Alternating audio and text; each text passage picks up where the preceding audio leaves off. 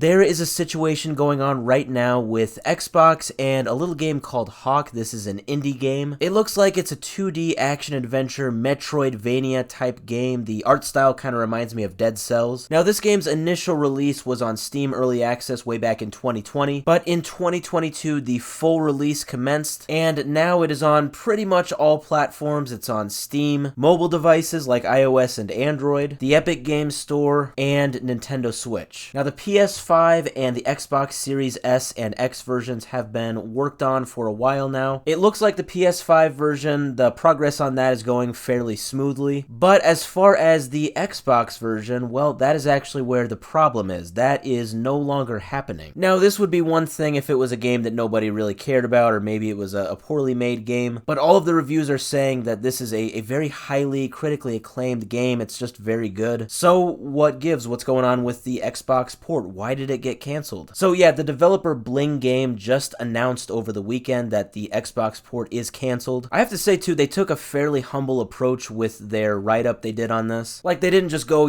guns blazing, or they didn't have like a weird sarcastic response. They said that it deeply saddens them that, they're not going to ultimately be able to have this game reach Xbox fans. They want that to happen, and it sucks that it's not happening. But yeah, in this announcement post that was made over the weekend on their Twitter account, they said the problem is ultimately due to the Microsoft Partner Center. Now, this is something that, especially if you're an indie developer, you basically have to go through this in order to publish your game on Xbox. Now, according to Blingame, they're saying that they have encountered many bugs in this Microsoft Partner Center that has completely prevented them from even registering their account. Like, they literally cannot complete their account registration, like the most basic, simple first step in making this happen. And what's weirder, and I would say more embarrassing on Xbox's side of things, they said that they reached out to ID at Xbox, kind of the customer service side of things, and they basically said that it's outside of their scope and that it's basically a Microsoft issue and not an Xbox issue. But they also said that even Microsoft's support system